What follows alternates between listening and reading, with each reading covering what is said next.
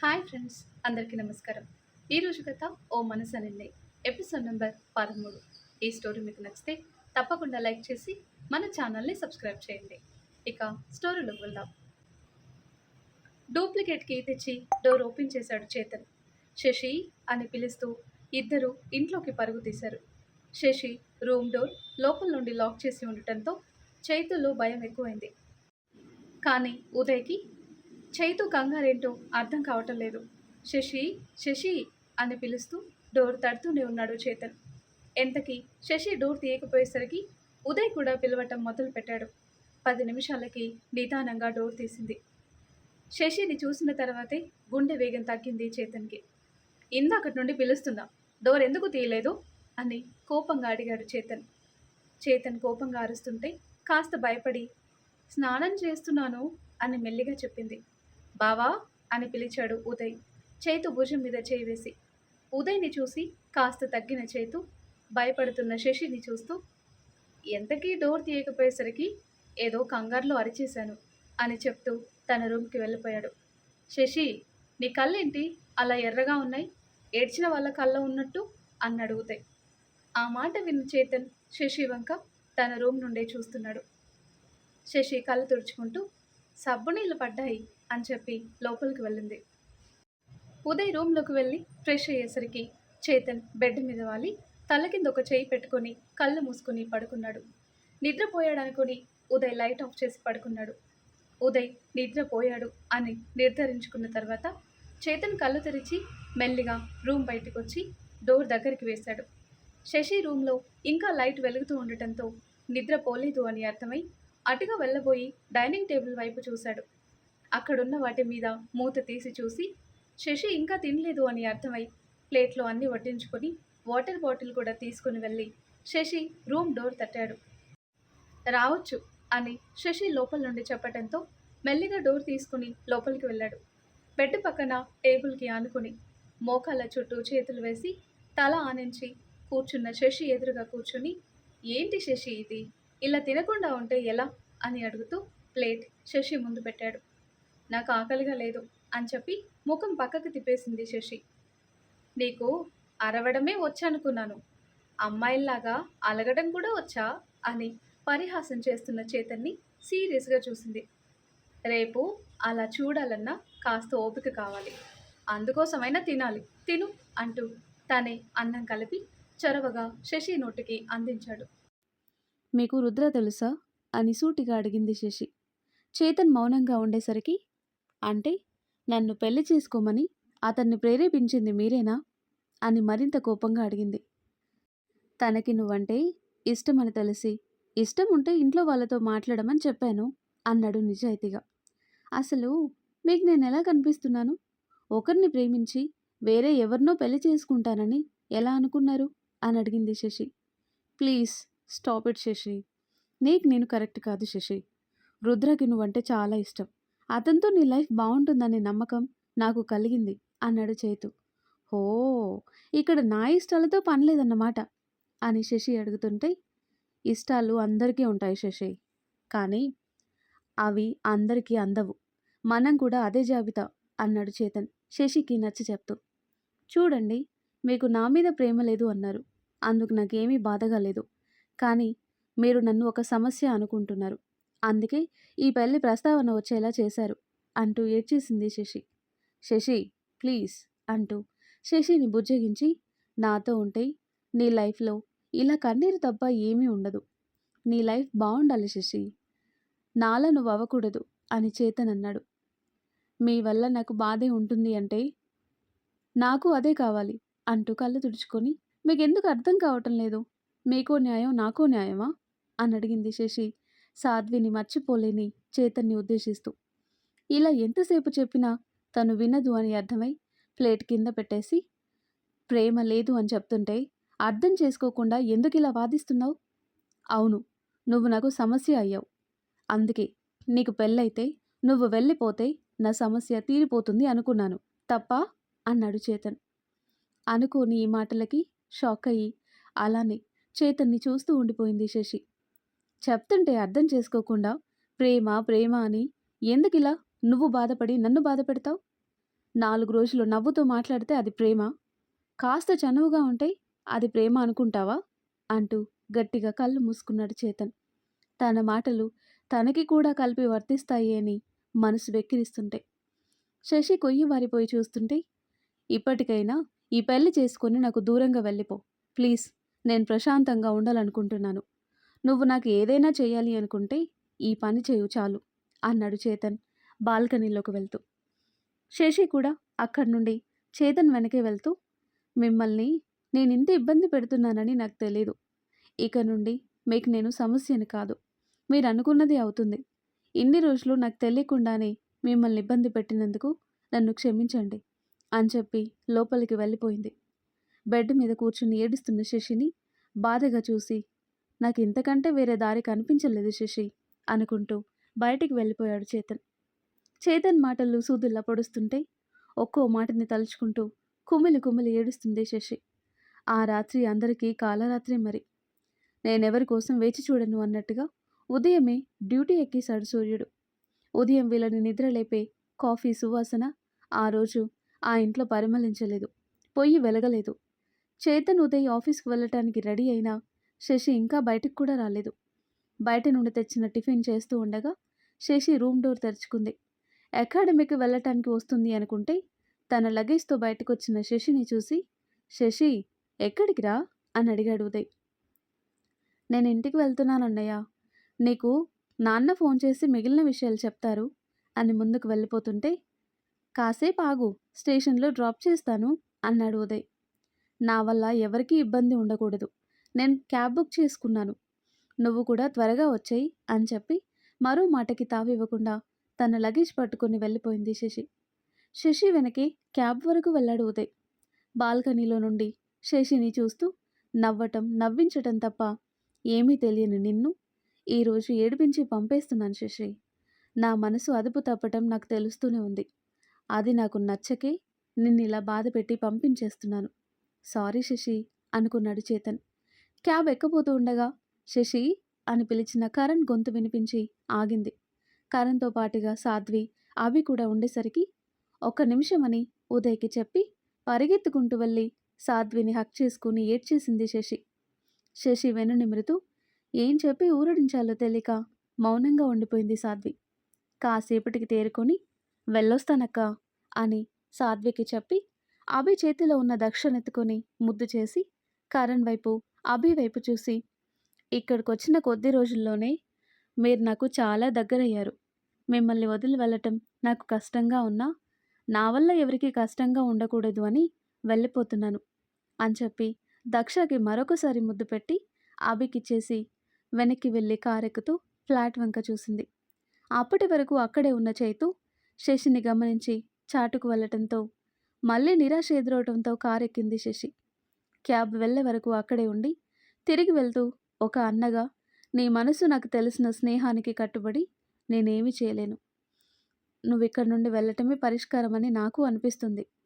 ఆకాశానికి నిచ్చెన వేస్తున్న చెల్లికి బాధ కలిగిన మొదట్లోనే ఆ ప్రయత్నాన్ని ఆపడమే కరెక్ట్. అలా కాదు అని నేను నిచ్చెన పట్టుకొని పైకెక్కమని ప్రోత్సహిస్తే అర్ధాంతరంగా నువ్వు మధ్యలో మిగిలిపోతావు. అందని ఆకాశానికి నేను దూరం అవుతాను అని ఆలోచిస్తూ పైకి వెళ్ళిపోయాడు. గత రాత్రి జరిగినవేవి తనకి తెలియనట్టుగానే ఉదయ్. అసలేం జరిగిందంటే చేతన్ వాళ్ళ రూమ్ డోర్ మెల్లిగా క్లోజ్ చేస్తూ ఉండగానే అప్పుడప్పుడే నిద్రపడుతున్న ఉదయ్కి మెలకు వచ్చేసింది.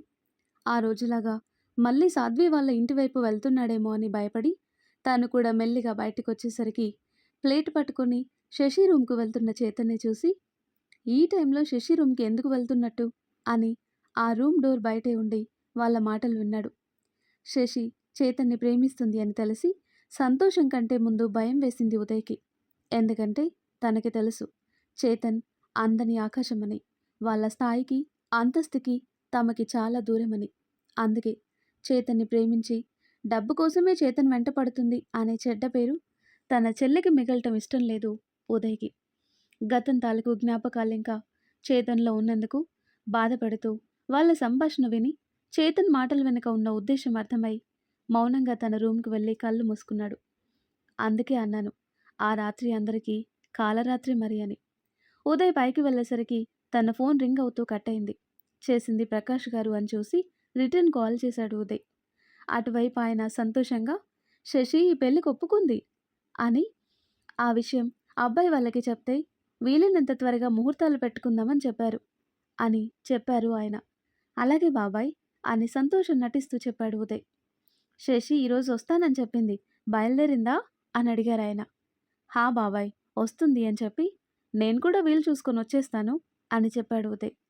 అలాగేరా, మాస్టర్ గారు కూడా చాలా సంతోషంగా ఉన్నారు. ఆయన స్నేహితునింటికి శశి కోడలుగా వెళ్తున్నందుకు అని చెప్పి కాసేపు మాట్లాడి పెట్టేశారు ఆయన. ఉదయ్ మాట్లాడుతుంటే శశి పెళ్లికి ఒప్పుకుంది అని అర్థమైంది చేతుకి. కానీ ఆ మాట మనసుకు నచ్చటం లేదు. శశి వెళ్తుంటేనే బాధగా మూలిగిన మనసు పెళ్లికి ఒప్పుకుంది అన్న నిర్ధారణ వచ్చాక విలవిల్లాడుతుంది. ఆ బాధ బుద్ధికి నచ్చక తనలో అసహనం పెంచేస్తుంది. మరి ఈ బుద్ధ విగ్రహంలోని రాతి గుండె ఎప్పటికీ కరుగుతుందో చూద్దాం. ముందు ముందు ఏం జరుగుతుందో. ఆ తర్వాత కట్ చేస్తే ఆ రోజు సాయంత్రం ఇంటికి చేరుకున్న కూతుర్ని చూసి సంతోషంగా తనకి ఎదురెళ్లారు ప్రకాష్ గారు. గేట్ వేసి ఇంట్లోకి వస్తున్న శశి ఎదురుగా వస్తున్న తండ్రిని చూసి లగేజ్ ఒక పక్కన పెట్టి వెళ్ళి ఆయన్ని కరుచుకుపోయింది. భుజాన ఒదిగిపోయిన కూతురు తల ప్రేమగా నిమురుతూ ఉన్నారు. ఇప్పుడైనా రావటం శశి అని అడిగారు బయటికి వస్తున్న మాస్టర్ గారు. తండ్రి భుజం మీద నుండి లేచి అవును మాస్టర్ గారు అంటూ ఆయన దగ్గరికి వెళ్ళింది. మాస్టర్ గారు కూడా శశి తల మీద ప్రేమగా నిమిరి ప్రయాణం చేసి అలసిపోయి ఉంటావు, వెళ్ళి కాసేపు విశ్రాంతి తీసుకోమని చెప్పగానే సరేనంటూ లోపలికి వెళ్ళింది. శశి కళ్ళల్లో బాధ గమనించిన ప్రకాష్ గారు శశిని చూస్తూ ఉండిపోగా ఏమైంది ప్రకాష్ అని అడిగారు మాస్టర్ గారు. ఎప్పుడూ ఇంటికి వచ్చినా హుషారుగా ఉండేది శశి, ఈరోజు ఎందుకో డల్గా ఉన్నట్టుంది మాస్టర్ గారు అని చెప్పారాయన. ప్రకాష్ గారి భుజం మీద చేయి వేసి పెళ్ళంటే ఆ అమ్మాయిలకి అత్తింటికి వెళ్తున్న ఆనందం కంటే ముందు పుట్టింటిని వదిలేస్తున్నామనే బాధే ఉంటుంది ప్రకాష్, అందులోనూ తల్లి ఉంటే ఎలాగో ధైర్యం చెప్పేది అన్నారు శశి వాళ్ళ అమ్మ ఫోటో వైపు చూస్తూ. ప్రకాష్ గారు కూడా బాధగా భార్య ఫోటో చూస్తూ నువ్వు లేని లోటు నేనెప్పటికీ భర్తీ చేయలేను వనజ, శశి వాళ్ళ అమ్మగారు అని బాధగా నిట్టూర్చి శశి గుమ్మంలో వదిలేసిన బ్యాగ్ని ఇంట్లోకి తీసుకొచ్చారు.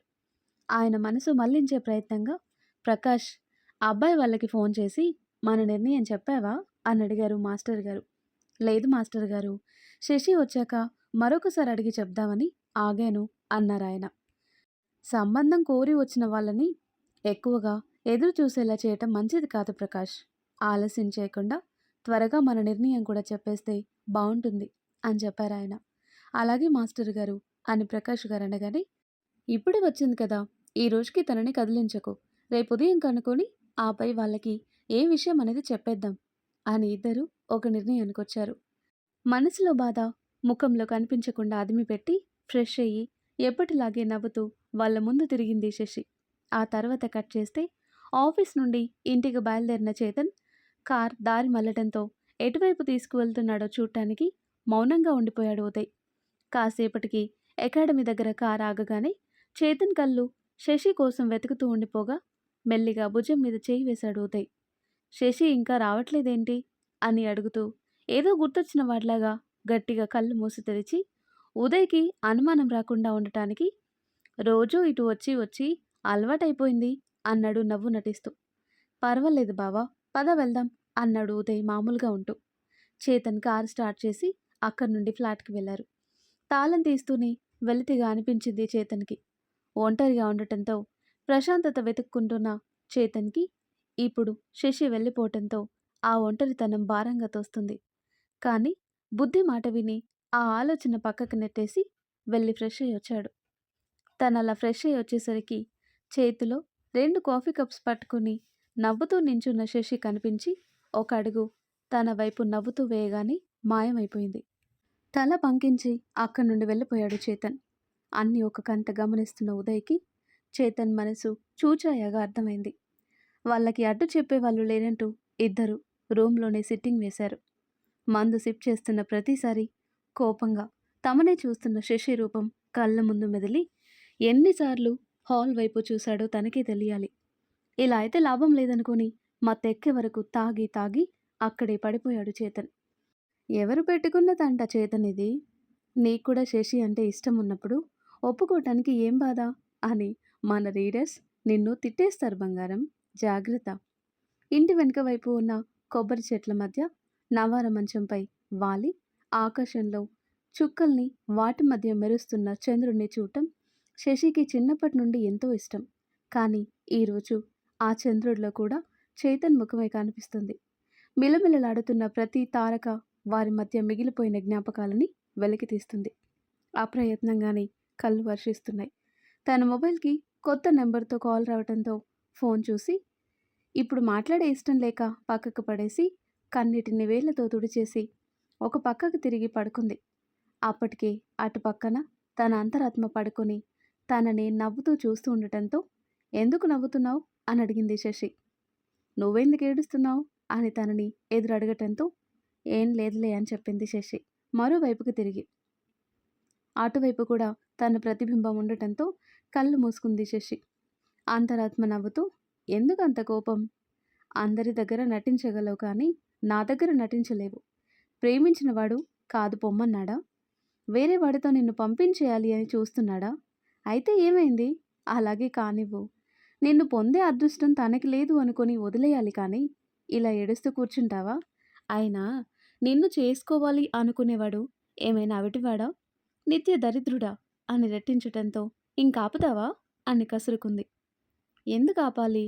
నువ్వు ప్రేమించింది ఇంద్రుణ్ణో చంద్రుణ్ణో కాదు, ఒకసారి ప్రేమలో ఓడిపోయిన మజ్నుని. ఇంకేదో చెప్పేలోపే హస్తముద్రతో అంతరాత్మ నోరు మోయించి చేయి చూయించింది. ఇంకా మాట్లాడకు అన్నట్టుగా. ఎవరో తప్పుగా మాట్లాడితేనే ఒప్పుకోను, అలాంటిది నాలో ఉంటూ నా గురించి తెలిసిన నువ్వు మాట్లాడితే ఊరుకుంటానా? నిజమే, అతను ఐరావతంలో తిరిగే ఇంద్రుడు కాదు, ఆకాశంలో మెరిసే చంద్రుడు కాదు, నువ్వు అన్నట్టుగా సాధారణ మజ్ను.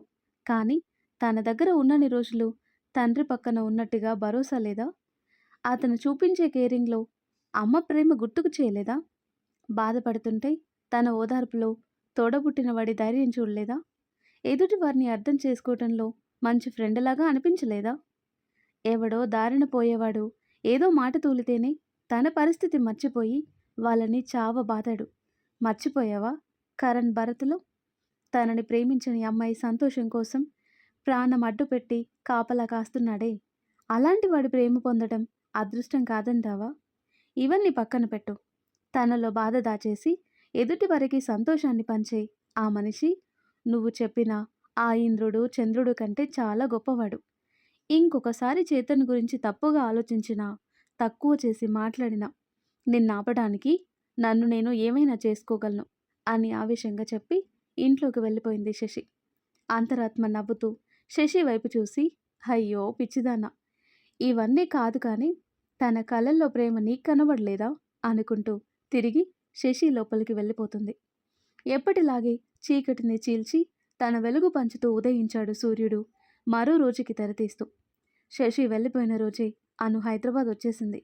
ఆ విషయం గుర్తుకొచ్చి తన ఆఫీస్కి లేటుగా వస్తానని చెప్పటంతో మీటింగ్ ఉండి ఉదయ్ ఆఫీస్ దారి పడితే చేతన్ అను ఇంటికి బయలుదేరాడు.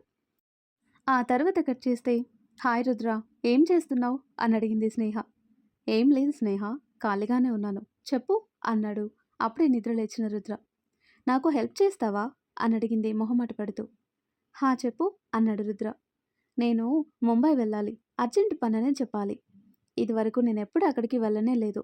నువ్వు ఫ్రీగా ఉంటే నాతో పాటు ముంబై వస్తావా అని అడిగింది రిక్వెస్టింగ్గా. తన షెడ్యూల్ చూసుకుని ఆ రోజు ఎక్కువ వర్క్స్ లేకపోవడంతో సరే అని ఒప్పుకున్నాడు రుద్ర. ఓకే రుద్ర, 11కి ఫ్లైట్ ఉంది, ఎయిర్పోర్ట్లో కలుద్దాం అని చెప్పింది స్నేహ. ఓకే అంటూ కాల్ కట్ చేసి తన స్టాఫ్కి వర్క్ అసైన్ చేశాడు రుద్ర. ఆ తర్వాత కట్ చేస్తే అను ఇంటికి వెళ్తుంటే మోగింది చేతన్ ఫోన్. ఫోన్ లిఫ్ట్ చేయగానే అంకుల్ అని ప్రేమగా పిలుస్తున్న చిన్న పాప గొంతు వినిపించి ఒకసారి నెంబర్ చూసుకున్నాడు. అది అన్నోన్ నెంబర్ అవటంతో మళ్ళీ హలో అన్నాడు చేతన్. అంకుల్, నేను స్మైలీని. ఆ రోజు నన్ను, మా మమ్మీని, మమ్మీ లోపలున్న తమ్ముణ్ణి ఇంటి దగ్గర డ్రాప్ చేశారు కదా అని గుర్తు చేయటంతో హా స్మైలీ, సారీ బంగారు, మర్చిపోయాను అన్నాడు చేతన్. ఇట్స్ ఓకే అంకుల్, నాకు మిమ్మల్ని చూడాలనిపిస్తుంది. మీరే కదా నాకెప్పుడు కలవాలనున్నా ఫోన్ చేయమని చెప్పారు అని అమాయకంగా చెప్పింది స్మైలీ. హా బంగారు, నువ్వెప్పుడైనా ఫోన్ చేయొచ్చు అన్నాడు చైతు డ్రైవ్ చేస్తూనే. అంకుల్, మరి మీరెక్కడ మీట్ అవుతారు అని అడిగింది స్మైలీ. చైతన్ ఒక నిమిషం ఆలోచించి, ఈరోజు ఈవినింగ్ నీ స్కూల్ అయిపోయేసరికి అక్కడుంటాను, ఓకేనా అన్నాడు. థ్యాంక్స్ అంకుల్, మీకోసం వెయిట్ చేస్తూ ఉంటాను, ఫాస్ట్గా వచ్చేయండి, బాయ్ అని చెప్పి కాల్ కట్ చేసింది స్మైలీ. స్మైలీతో మాట్లాడిన తర్వాత స్మైలీ తండ్రి మీద ఉన్న అనుమానం తొలగిపోయింది చేతన్కి. సంజన స్మైలీల మీద ఒకేసారి అటాక్ జరగటం వెనుక స్మైలీ తండ్రి అంటే అశ్వథ్ హస్తం ఉంది అని ఆ రోజు చేతన్ అనుమానపడ్డాడు కదా. స్మైలీ క్షేమంగా ఉన్నందుకు హ్యాపీగా ఫీల్ అయ్యాడు. కానీ మరో నిమిషం శశి గుర్తుకు రాగానే ఏదో బాధ కమ్మేసింది మనసుని. ఇలా ఆలోచిస్తూనే అను ఇంటికి చేరుకున్నాడు. అప్పుడే రుక్మిణి గారు బాబుని ఎండకి తిప్పి ఇంట్లోకి వెళ్తూ గేట్ లోపలికి వస్తున్న కారులో చేతన్ని చూసి అటుగా వెళ్లారు. చేతన్ కార్ దిగగానే బాబు చేతన్, ఎలా ఉన్నావు అని పలకరించారు సాధ్వి వాళ్ళ అమ్మ రుక్మిణి గారు. బావున్నానత్తయ్య, మీరెలా ఉన్నారు అన్నాడు చేతన్. భుజాన ఉన్న మనవడిని నిమురుతూ, చూసావా బంగారం, నువ్వు వస్తే కానీ మీ మామయ్యకి మన ఇంటి దారి దొరకలేదు అంటూ పరిహాసం ఆడుతున్న ఆవిడ్ని చూసి ఇబ్బందిగా నవ్వుతూ కాళ్ళు కడుక్కొని ఇంట్లోకి వెళ్ళాడు చేతన్. చేతన్ని కూర్చోబెట్టి బాబుని చేతుల్లో పెట్టి, అను, చేతన్ వచ్చాడమ్మా అని పిలిచారు. చేతన్ పేరు వినగానే అప్పుడే స్నానం చేసినాను గబగబా రెడీ అయ్యి తడి వెంట్రుకలతోనే కిందికి వచ్చేసింది. చేతన్ పక్కన కూర్చొని భుజం మీద తల వాల్చింది అను. అను తల నిమిరి, అయ్యో జలుబు చేస్తుంది అను, నీకు వీడి కూడా, తల తుడుచుకో అంటుంటే, నువ్వొస్తే అనుకి ఏది గుర్తుండదు తమ్ముడు అంటూ అక్కడికొచ్చిన అక్షర టవల్తో అను వెంట్రుకలు తుడిచి వాడికి కూడా స్నానం చేయించాక ఇద్దరికీ కలిపి సాంబ్రాణి వేస్తాను అని చెప్పి చేతన్ కోసం కాఫీ తేవటానికి వెళ్ళింది. అక్షర అను మీద చూపిస్తున్న కేరింగ్ చేతన్కి చాలా సంతోషాన్నిచ్చింది. అను చేతిని పట్టుకుని నవ్వాడు చేతన్. అలా కాసేపటికి పృథ్వీ కిందికొచ్చి చేతన్ని పలకరించాడు. ఆదిత్య కూడా స్టేషన్కి వెళ్ళటానికి రెడీ అయ్యొచ్చి చేతన్తో కాసేపు మాట్లాడుతూ కూర్చున్నాడు. వాళ్ళందరూ తన మీద ఇంత ప్రేమ చూపించటం, తమలో ఒకడిలా కలుపుకొని మాట్లాడటం ఇన్నేళ్ల చేతన్ బాధని పూర్తిగా మరిపించేసింది. సాధన్తో కూడా కాసేపు ఆడుకొని రుక్మిణి గారు పిలవటంతో టిఫిన్ చేయటానికి కదిలారందరూ. ఆదిత్య స్టేషన్కి వెళ్ళగానే పృథ్వీ కూడా ఆఫీస్ పని మీద వెళ్లాల్సి వచ్చి చేతన్కి చెప్పేసి వెళ్ళాడు. చేతన్ రావటానికి మునిపే చందు వాళ్ళ నాన్నని తీసుకుని సాధ్వి దగ్గరికి వెళ్ళిపోవటంతో ఇక్కడ వీళ్ళు మాత్రమే ఉన్నారు. చేతన్ని తీసుకుని పైకి వెళ్ళి అక్కడ బాల్కనీలో కూర్చుంది అను. ఎండకి తల ఆరబెట్టుకుంటూ ఉంటే చేతన్ సాధన్తో కలిసి అల్లుడితో ఆడుకుంటూ ఉన్నాడు. శశి ఎలా ఉందిరా అని అడిగింది అను. అంతే, ముఖంలో అప్పటి వరకు పులుముకున్న నవ్వు మాయమైపోయి దిగులు చేరి తను వెళ్ళిపోయింది అని కష్టంగా చెప్పాడు. ఎక్కడికి అని అనుమానంగా అడిగింది అను. ఏదో మంచి సంబంధం వచ్చిందని వాళ్ళ నాన్న ఫోన్ చేశారు, ఈ నెలో వచ్చే నెలో పెళ్లి పెట్టుకుంటారు అని ఎందుకో తెలియక ఇబ్బంది పెడుతున్న బాధని అదిమి పెట్టి చెప్పాడు.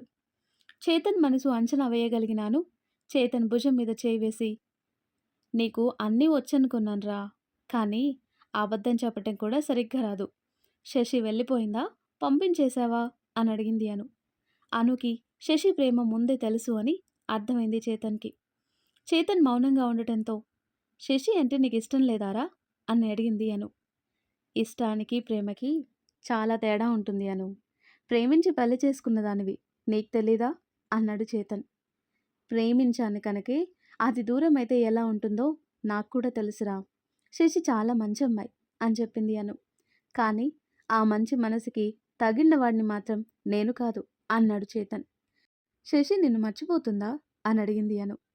మర్చిపోవాలి అను అని చేతన్ అనగానే, మర్చిపోవటం అంత తేలికారా, అయితే నువ్వెందుకురా ఇలా ఉన్నావు అని అను అడిగిన ప్రశ్నకి తన దగ్గర సమాధానం లేదు. ఒకప్పుడు సాధ్వి దూరం అయితే ఎంత బాధగా ఉందో నిన్నటి రోజున శశి చూసిన చూపులో కూడా అంతే బాధ ఉంది కదా అని మనసు నిలదీస్తుంటే మౌనంగా ఉండిపోయాడు చేతన్.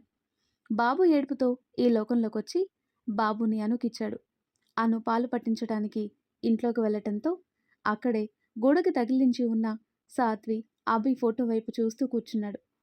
ఇదివరకు వాళ్ళని కలిపి చూసినప్పుడల్లా మనసు చివుక్కుమనేది. కానీ ఈరోజు ఎంతసేపు చూసినా తనలో ఎటువంటి భావం లేదు. అది ఎందుకో కూడా తెలియని అయోమయ పరిస్థితిలో ఉండిపోయాడు చేతన్. కాసేపు అక్కడే కూర్చున్నాక అను రావటంతో బాబు నిద్రపోయాడని అర్థమై ఇక నేను వెళ్తాను అని చెప్పి కిందికొచ్చాడు. ఇంట్లో అందరికీ చెప్పి అక్కడి నుండి స్టార్ట్ అయ్యాడు చేతన్. వెళ్తున్న చేతన్ని చూసి శశిని మా అన్నయ్యకి జత చేయి స్వామి, వాళ్ళ పెళ్లి జరిగేలా చూడు అని మొక్కుకుంది మనసులోనే. ఆఫీస్కి వెళ్ళాలి అనిపించక ఒక నిర్మానుష్య రోడ్లో కారాపి సీట్లో వెనక్కి వాలాడు చేతన్. నీ మనసు ఇంత వీక్ ఏంటి చేతన్? అప్పుడు సాధ్వి, ఇప్పుడు మళ్ళీ శశి. నీ ప్రేమ ఇంతేనా? అమ్మాయి ప్రేమిస్తున్నాను అని చెప్పగానే తన వైపు మల్లుతుందా అని బుద్ధి నిలదీయగానే కళ్ళు తెరిచాడు చేతన్. చుట్టూ చూసి అరచేతులతో ముఖాన్ని తుడుచుకొని మనసు మీద పై చేయి సాధించిన వాడిలాగా కార్ని పరుగులు పెట్టించాడు. ఆ తర్వాత కట్ చేస్తే స్నేహ చెప్పిన టైం వరకు రుద్ర ఎయిర్పోర్ట్ చేరుకున్నాడు. అప్పటికే వచ్చేసి వెయిట్ చేస్తూ కనిపించింది స్నేహ రుద్రకి. ఇద్దరు ఫార్మాలిటీస్ పూర్తి చేసుకుని సెక్యూరిటీ చెకింగ్ దాటుకుని వెళ్ళి ఫ్లైట్ ఎక్కి కాసేపటికి ముంబైలో దిగారు. ముంబైకి వెళ్ళగానే క్యాబ్ తీసుకుని తను వెళ్లాల్సిన ప్లేస్కి వెళ్లారిద్దరు. ఆ ఆడిటోరియం చూడగానే షాక్ అయ్యాడు రుద్ర. స్నేహ, ఇక్కడికి ఎందుకు వచ్చాం మనము అని అడుగుతున్న రుద్ర చేయి పట్టుకుని పరిగెత్తుకుంటూ లోపలికి వెళ్ళి తన బ్యాగ్ ఒకటి రుద్ర చేతిలో పెట్టి తను మాత్రమే లోపలికి వెళ్ళి డ్రెస్ చేంజ్ చేసుకుని బయటకు వచ్చి మళ్ళీ అలాగే రుద్ర చేయి పట్టుకొని పరిగెత్తుకుంటూ తీసుకువెళ్ళి తనని ఒక చైర్లో కూర్చోబెట్టి మరు నిమిషం స్టేజ్ ఎక్కింది స్నేహ. అక్కడ జరిగేది క్లాసికల్ డ్యాన్స్ కాంపిటీషన్కి ఆడిషన్స్. అందులో కూడా వేరు స్టేట్స్ నుండి పార్టిసిపేట్స్ ఉన్నారు. ఎన్ఆర్ఐగా పార్టిసిపేట్ చేస్తుంది స్నేహ. తన చేతి ముద్ర చూడగానే కూచిపూడి డాన్సర్ అని అర్థమైంది రుద్రకి. నాట్యం చేస్తుంటే కళ్ళు తిప్పుకోలేకపోతున్నాడు. తన భంగిమలు, అడుగులు, ముద్రలు, దృష్టి భేదాలన్నీ చూడముచ్చటగా ఉన్నాయి. శశి అంత కాదు కానీ స్నేహ కూడా మంచి క్లాసికల్ డాన్సర్. కానీ ఇక్కడి వరకు రావటానికి శశికి స్పాన్సర్స్ కావాలి. శశి ఆర్థిక పరిస్థితి తనని అకాడమీ వరకే తీసుకొచ్చింది. తను ఆడిషన్ ఇచ్చి మళ్ళీ నార్మల్ డ్రెస్లో రుద్ర దగ్గరకు వచ్చి కూర్చుంది. రుద్ర తనని ఆశ్చర్యంగా చూస్తున్నాడు. సెలెక్ట్ అవుతానా లేదా అని టెన్షన్లో ఉన్న స్నేహ ప్రస్తుతం ఏమీ పట్టించుకోలేని పరిస్థితిలో ఉంది.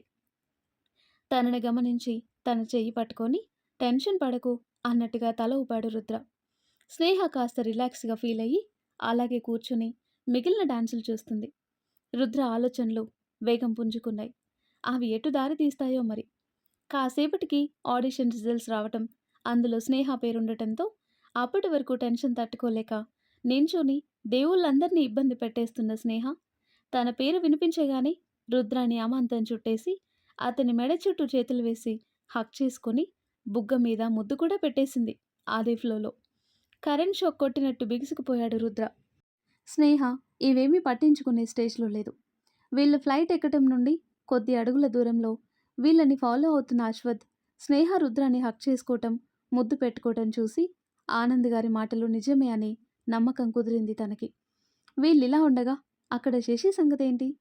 రోజులాగే ఉదయం లేవటం, వాకిలి శుభ్రం చేసి ముగ్గు వేయటంతో మొదలై మధ్యాహ్నం భోజనం చేసి కూర్చున్నారు ప్రకాష్ గారు, శశి. కాసేపు రెస్ట్ తీసుకుంటానని చెప్పి పడుకున్నారు మాస్టర్ గారు. ప్రకాష్ గారు చైర్లో కూర్చుంటే ఆయన ఒడిలో తల పెట్టుకుని పడుకుంది శశి. శశి తల నిమురుతూ, శశి తల్లి, నీకు ఈ పెళ్ళి ఇష్టమేనా అని అసలు విషయం అడిగేశారాయన.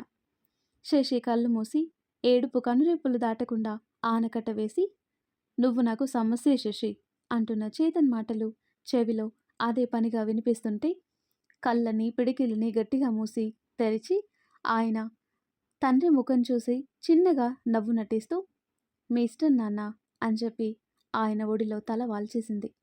శశి తల ప్రేమగా నిమురుతూ, చాలా సంతోషం శశి అన్నారాయన. ఆ గొంతులో సంతోషం వినిపిస్తుంటే బాధగా తన గదిలోకి వెళ్ళిపోయింది శశి. ప్రకాష్ గారు మాత్రం అదే సంతోషంతో మాస్టర్ గారి దగ్గరికి వెళ్ళి కళ్ళు మూసుకున్న ఆయన్ని చూసి నిద్ర లేపటానికి మనసు అంగీకరించక బయటకు వచ్చేస్తుంటే, ప్రకాష్ అని పిలిచారు మాస్టర్ గారు కళ్ళద్దాలు సరిగ్గా పెట్టుకుంటూ. పడుకోలేదా మాస్టర్ గారు అంటూ ఆయన పక్కన కూర్చున్నారు. లేదు, ఊరికి అలా కళ్ళు మూసుకున్నాను అని ఆయన చెప్పటంతో, మాస్టర్ గారు, మన శశిని పెళ్లి గురించి అడిగాను, తనకి ఇష్టమే అని చెప్పింది అని చెప్పారు. అవునా, మంచి విషయం ప్రకాష్. అదే విషయం రంగాచారి కూడా చెప్పి తదుపరి విషయాలు అడుగు అని చెప్పారు. అలాగే మాస్టర్ గారు, ఇప్పుడే ఫోన్ చేస్తాను అని చెప్పి అక్కడే కూర్చొని రంగాచారి గారికి ఫోన్ కలిపారు. అకాడమీలో ఉన్న రంగాచారి గారు ఫోన్ లిఫ్ట్ చేసి, హలో ప్రకాష్, ఎలా ఉన్నావు అని పలకరించారు. చాలా బాగున్నామండి, మీరెలా ఉన్నారు అని క్షేమ సమాచారాలు మాట్లాడి, శశి పెళ్ళికి ఒప్పుకుందండి, తనకిష్టమే అని చెప్పింది అన్నారు ప్రకాష్ గారు. అవునా ప్రకాష్, చాలా సంతోషం, మంచి వార్త చెప్పావు అని ఆయన కూడా చాలా ఆనందించారు. అబ్బాయి జాతకం పంపిస్తాను, మీరు మంచి రోజు చూసి కబురు చేస్తే అమెరికా నుండి కొడుకు కోడలొస్తారు అని చెప్పారాయన. అలాగేనండి, ఉంటాను అని చెప్పి ఫోన్ కట్ చేశారు ప్రకాష్ గారు. ఈ విషయం రుద్రకి చెప్పటానికి అటు ఫోన్ చేయగా రుద్ర కాల్ లిఫ్ట్ చేయలేదు. చూసి తనే చేస్తాడని వదిలేశారు రంగాచారి గారు. ఆ తర్వాత కట్ చేస్తే, స్నేహ, నీకు డాన్స్ వచ్చా అని అడిగాడు రుద్ర లంచ్ చేస్తూ. ఇందాక చూస్తే నాకు డాన్స్ వచ్చినట్టు నీకు అనిపించలేదా అని ఎదురడిగింది స్నేహ. ఆ మాటకి రుద్ర నవ్వి, అంటే నాకు చెప్పలేదు కదా, అందుకే అడిగాను అన్నాడు. నాకు చిన్నప్పటి నుండి డాన్స్ అంటే చాలా ఇష్టం రుద్ర. ఇప్పుడే కాదు, ఎప్పటి నుండో ఐ లవ్ డాన్స్. నా స్టడీ అబ్రాడ్లోనే అయినా అక్కడే డాన్స్ నేర్చుకున్నాను అని చెప్పింది స్నేహ కూడా తింటూ.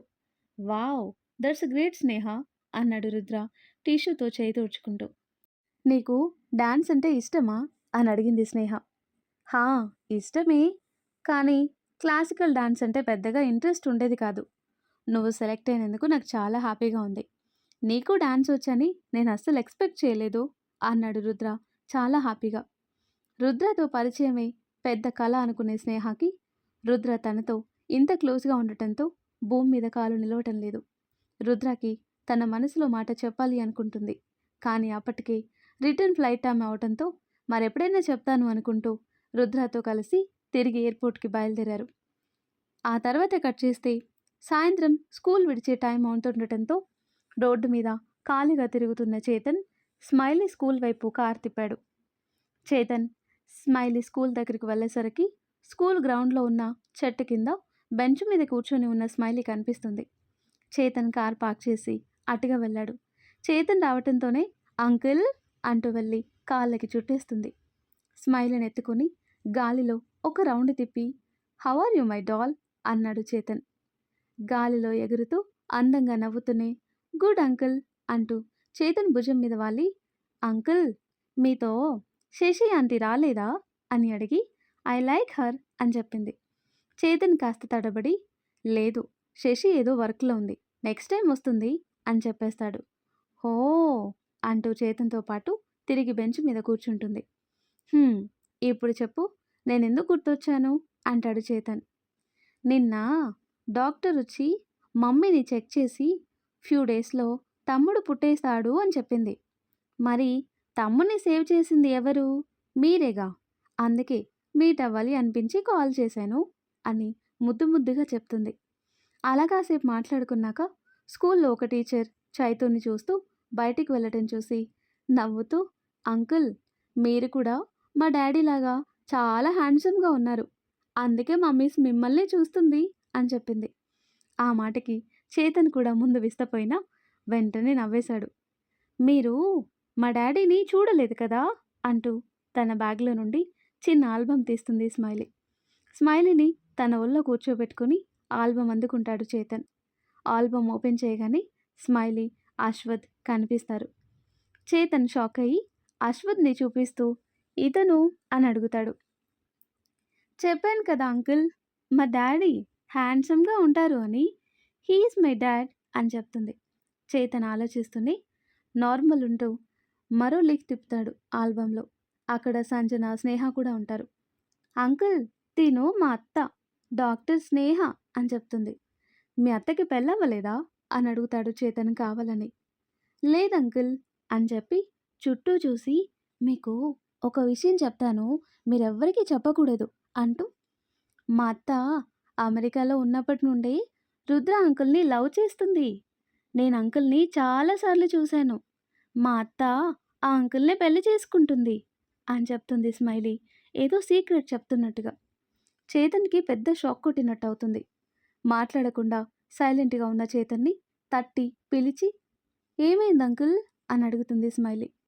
చేతన్ తేరుకొని నథింగ్ అని నవ్వుతూ చెప్తాడు. మీ అత్త అమెరికా నుండి ఎప్పుడొచ్చింది అని అడుగుతాడు చేతన్. మీరు మమ్మల్ని సేవ్ చేసి ఫ్యూ డేస్ ముందొచ్చింది అని చెప్పి అప్పటికే తన కోసం వస్తున్న డ్రైవర్ని చూసి, ఓకే అంకుల్, నేను వెళ్తాను, లేట్ అయితే మమ్మీ టెన్షన్ ఫీల్ అవుతుంది అని చెప్పి ఆల్బమ్ బ్యాగ్లో పెట్టేస్తుంది స్మైలీ. ఓకే బంగారం, బాయ్ చెప్పి తనతో తెచ్చిన చాక్లెట్స్ స్మైలీకి ఇచ్చాడు చేతన్. వాటిని తీసుకుని చేతన్ బుగ్గ మీద ముద్దు పెట్టి, బాయ్ అంకుల్, శశి ఆంటీకి నేను హాయ్ చెప్పానని చెప్పండి అని చెప్పి చేతన్ నుండి 2 అడుగులు వేసి, అంకుల్ మీకోటి చెప్పనా, శశి ఆంటీ మీరు చాలా బాగుంటారు అని చెప్పి వెళ్ళి తన కారెక్కింది. స్మైలీ అక్కడి నుండి వెళ్ళిపోయినా చేతన్ అక్కడే కూర్చున్నాడు. ఆలోచనలు మళ్ళీ శశి చుట్టూ తిరుగుతుంటాయి. కదలకుండా కూర్చున్న చేతన్ భుజం మీద పడింది ఒక చెయ్యి. తల తిప్పి చూడగా ఆ స్కూల్ వాచ్మెన్ ఉన్నాడక్కడ. సార్, స్కూల్ టైమింగ్ అయిపోయింది, మీరెవరి కోసం వెయిట్ చేస్తున్నారు, మీ వాళ్ళు ఇంకా రాలేదా అని అడిగాడతను. లేదు, కలిసానని చెప్పి అక్కడి నుండి వెళ్ళిపోయాడు చేతన్. కార్ డ్రైవ్ చేస్తుంటే మోగింది చేతన్ ఫోన్. లిఫ్ట్ చేయగా, బావా ఎక్కడున్నావు అని అడిగాడు ఉదయ్. దగ్గరలోనే ఉన్నాను, వస్తున్నాను అని చెప్పాడు చేతన్. చేతన్ మాటల్లో ఇన్ని రోజులు కనిపించని బాధ మళ్ళీ వినిపించేసరికి, సారీ బావా, నీకు శశి అంటే ఇష్టమని నాకు అర్థమైంది, కానీ అందని వాటి కోసం ఆశపడటం కరెక్ట్ కాదు. నువ్వన్నట్టు నా చెల్లి నీకు కరెక్ట్ కాదు బావా. అయ్యో ఉదయ్, తను శశికి కరెక్ట్ కాదు అని చైతూ అంటే నువ్వేంటి శశి చేతన్కి కరెక్ట్ కాదు అని రివర్స్లో అంటున్నావు? 2 మాటలు ఒకేలా ఉన్నా చాలా తేడా ఉంది. శశి పెళ్ళి వీళ్ళనంత త్వరగా జరిగిపోవాలి అనుకున్నాడు ఉదయ్. కానీ మనసులో ఏదో మూల చేతన్ నిజంగా ఇష్టపడితే తన చెల్లంత అదృష్టవంతురాలు మరొకరుండరు అనే ఆలోచనను మెదిలినా ఎక్కువ సమయం నిలవలేదు. ఆ రోజు రాత్రి అవుతుండగా ఇంటికి చేరుకున్నాడు రుద్ర. ఇంట్లోకి వస్తూనే తాతగారిని విష్ చేస్తూ మెట్లెక్కి పైకి వెళ్ళిపోయాడు. మధ్యాహ్నం నుండి సంతోషంలో తేలిపోతున్న రంగాచారి గారు రుద్రకి విషయం చెప్పటానికి ఉవ్విళ్ళూరుతున్నారు. రుద్ర ఫ్రెష్ అయి కిందికొచ్చేసరికి డైనింగ్ టేబుల్ దగ్గర వెయిట్ చేస్తున్న తాతగారి దగ్గరికి వెళ్ళి కూర్చుని ఆయన ముఖంలో స్పష్టంగా కనిపిస్తున్న ఆనందం చూసి టేబుల్ మీద ఉన్న డిషెస్ అన్నీ తీసి చూస్తూ, వావ్ తాతయ్య, ఏంటి ఈరోజు స్పెషల్, ఇన్ని వెరైటీస్ అని అడిగాడు రుద్ర ఇద్దరికి కలిపి వడ్డిస్తూ. నిజంగానే స్పెషల్, శశి పెళ్ళికి ఒప్పుకుంది అని చెప్పారు ఆయన చాలా సంతోషంతో. రుద్ర కోరుకుంటూ కూడా అది అయినప్పటికీ ఎందుకో మనస్ఫూర్తిగా ఆనందించలేకపోతున్నాడు. మనసు ఇది సరైన పని కాదు అని చెప్తుంది. తన తలుపుల్లో స్నేహ మెదిలింది. కానీ ఆ ఆలోచనలు పక్కకు నెట్టి, అవునా తాతయ్య, నిజమా అని అడిగాడు నవ్వుతూనే. అవును రుద్ర, ప్రకాష్ నాకు మధ్యాహ్నమే ఫోన్ చేసి చెప్పాడు. ఈ విషయం చెప్పటానికి నీకు ఫోన్ చేస్తే నువ్వు లిఫ్ట్ చేయలేదు అని చెప్తూ మెల్లిగా తింటున్నారాయన. రుద్ర ఆయన్ని చూస్తూ, తాతయ్య, శశిలో మీకు కావలసిన డాన్సర్ ఉన్నందుకు తనని నాకిచ్చి పెళ్లి చేయాలని మీరు అనుకున్నారు కదా, ఒకవేళ శశి ఒప్పుకోకపోయుంటే అని అడిగాడు రుద్ర. అమ్మాయికి ఇష్టం లేకుండా పెళ్లి చేయలేం కదా, కాబట్టి ఆ ఆస్తి ఆశయం అంటూ పట్టుకొని వేలాడకుండా నిన్నిష్టపడే అమ్మాయిని వెతికి పెళ్లి చేసేవాడిని, లేదా నువ్వు ఎవరినైనా ఇష్టపడి ఉంటే ఆ అమ్మాయితోనే నీ పెళ్లి జరిపించేవాడిని, నీకు పుట్టే పిల్లలకి డాన్స్ నేర్పించి వాళ్ళకి వారసత్వం ఇచ్చేసి జీవితం ముగించేసేవాడిని అని చెప్పారు ఆయన. రుద్ర ఆలోచనలో పడ్డాడు. ఏదో తిన్నాననిపించి తన రూమ్కి వెళ్ళాడు రుద్ర. మనసుని కాసేపు నిలకడగా ఉంచి ఆలోచించటం మొదలుపెట్టాడు. శశిని నేనిష్టపడింది తను అందంగా ఉంది అని, తన మాట తీరు నచ్చి, అంటే నాకు శశి పట్ల ఉన్నది ప్రేమ కాదా, ఆకర్షణ అని అనుకుని, లేదు అలా అవ్వటానికి వీల్లేదు, నేను తనని ఇష్టపడ్డాను, అన్నీ సెట్ అయ్యి హ్యాపీగా జరిగిపోయే టైంలో ఇలా ఆలోచించి నేను డిస్టర్బ్ అయ్యి అందరినీ బాధ పెట్టడం కరెక్ట్ కాదు అనుకుని ఆలోచనలు కట్టిపెట్టి కళ్ళు మూసుకుని పడుకున్నాడు. అది ఆ తర్వాత ఏం జరుగుతుందో నెక్స్ట్ వీడియోలో తెలుసుకుందాం. ఎంతో ఇంట్రెస్టింగ్గా ఉండి ఈ స్టోరీ నెక్స్ట్ పార్ట్స్ కోసం ఈ వీడియో లైక్ చేసి మన ఛానల్ని తప్పకుండా సబ్స్క్రైబ్ చేయండి. Thanks for watching.